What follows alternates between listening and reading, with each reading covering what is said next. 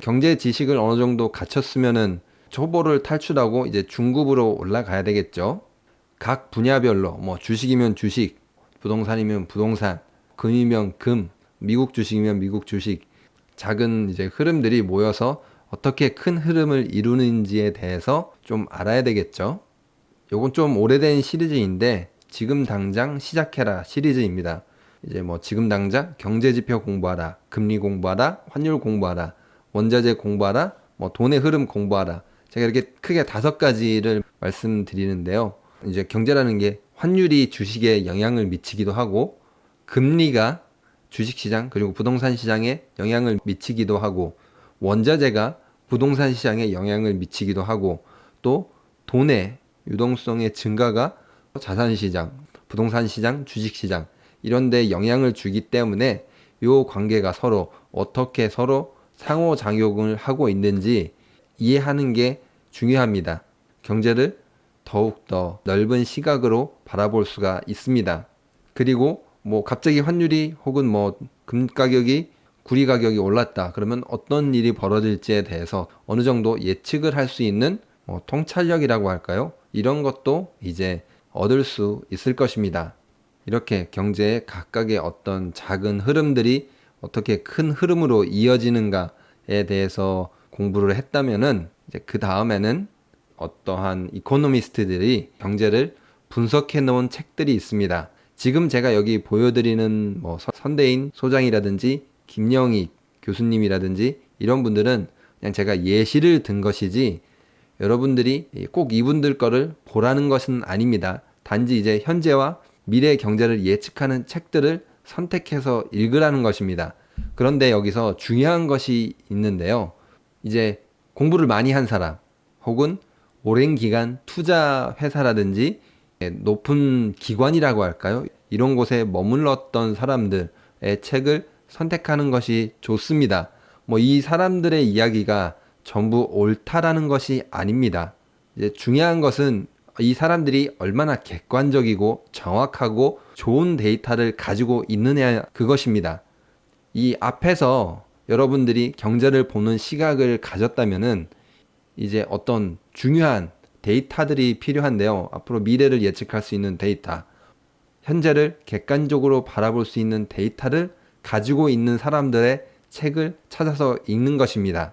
이런 기관에 있는 사람들이 좋은 자료를 가지고 있기 때문에 그런 자료를 정리한 거를 우리가 책을 통해서 읽는 것이죠. 책을 읽고 이분들의 예측을 그대로 이제 여러분들이 받아들이는 것이 아니라 이제 스스로 공부한 내용을 바탕으로 여기에 대해서 이제 자신만의 이제 예측, 경제 예측을 가지는 것이죠. 이렇게 된다면은 이미 어느 정도 고수 단계에 올라섰을 것입니다. 현재와 미래를 예측하기 위해서는 또 뭐가 중요하죠? 과거도 중요합니다.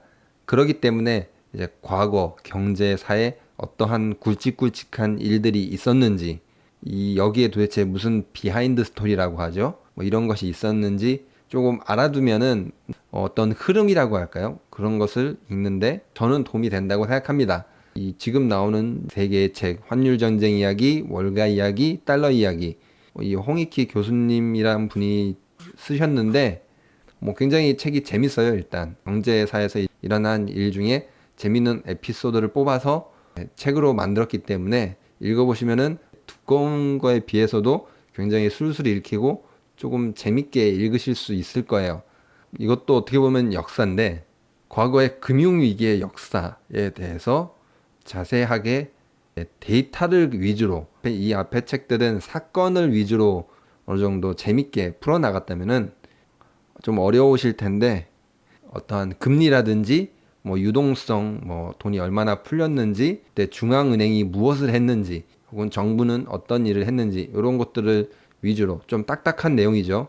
이런 것들을 위주로 설명을 하면서 금융위기가 어떻게 반복이 됐는지, 그 사이클이 어떻게 돌아가는지에 대해서 설명을 해주는 책입니다. 여기서 뉴턴이 쪽박찬 이야기도 있어요. 우리가 잘 아는 튤립 버블 이야기, 이제 대공황, 이런 굵직굵직한 금융위기들, 뭐 심지어 로마 때 일어났던 금융위기도 여기 약간 적혀 있긴 해요. 경제위기가 진짜 어떻게 그동안 찾아왔는지, 앞으로 어떻게 찾아올 것인지에 대해서 궁금하신 분들은 많이 이제 통찰력을 얻을 수 있는 책입니다. 이번에는 뭐 조금 경제 그 이상의 책들, 가장 추천드리는 책, 사실 앞에 책 어느 정도 읽지 않더라도 이 제러미 리프킨의 책을 경제를 읽고 싶다, 경제를 이해하고 싶다, 혹은 투자를 하고 싶다, 혹은 세상의 변화를 읽고 싶다라고 생각하시는 분은 반드시 제러미 리프킨 책을 최소한 읽어야 된다라고 생각합니다. 제러미 리프킨 책 중에 제가 리뷰를 남겼지만 이 소유의 종말이라는 책은 이미 20년 전에 나온 책인데 유튜브, 페이스북, 그리고 공유 경제 이러한 우리의 사회 시스템, 지금 현재 일어나고 있는 변화를 이미 다 예측을 했고 거기서 어떻게 혹은 누가 부를 많이 더 얻을 수 있을까? 그것을 넘어서 사회는 어떻게 변할 것이고 우리가 인간으로서 어떻게 실존할 수 있을 것인가에 대한 깊은 고민까지 하는 책입니다. 단순하게 투자만 생각하시고 읽으시는 것으로도 엄청난 도움이 될 만한 책입니다. 수소혁명 2003년에 나온 책에서는 몇 년 안에 석유값이 폭등할 것이다 예측을 했는데 실제로 2008년 전에 석유값이 거의 140달러까지 오르기도 했죠. 해안을 얻고 싶으신 분들이라면은 정말 제러미 리프킨의 책을 한 권 한 권을 다 읽으시면 좋을 것 같습니다. 그리고 우리나라 이제 학자 중에 좀 유명한 사람이죠. 장하준 교수. 케임브리지 대학교, 영국의 유명한 대학교죠. 여기에 있는데 뭐 가끔 TV 보면 인터뷰에 나오기도 하더라고요. 이제 이분의 책은 자본주의의 어떤 허와 실을 제대로 짚어서 우리들에게 알려주는 책입니다. 뭐 이게 쉽지는 않은데 이분의 책도 제가 좀 리뷰를 해보도록 하겠습니다. 기업이라든지 혹은 언론 이런 경제 주체들이 어떻게 일반인들을 속이는지 어떠한 트릭이 있는지 거짓이 있는지 적나라하게 아주 그냥 다 드러낸 책이기 때문에 세상을 뒤집어 본다고 해야 되나요? 이러한 관점을 가지면은 내가 뭐 이 아는 것만으로도 나 자신을 방어할 수 있겠죠. 그런 면에서 읽어둔다면 많이 도움이 될 만한 책들입니다. 이제 경제 재테크 공부하는 것도 좋지만 제가 여러분들에게 하나 더 추천드리고 싶은 것은 인문학 책을 많이 보셨으면 좋을 것 같습니다. 오히려 경제책을 보는 것보다 인문학 책을 보는 게 많이 도움이 될 텐데요. 일단 아무리 경제 지식이 많아도 이 투자를 하거나 어떤 경제 주체로서 어떤 일을 할 때 자신을 다스릴 수 있는 어떤 내면의 힘이 없다면은 공부를 많이 하더라도 시장 분위기에 흔들릴 수도 있고 거짓 정보에 속을 수도 있고 자기 자신을 속이는 경우도 발생할 수도 있습니다.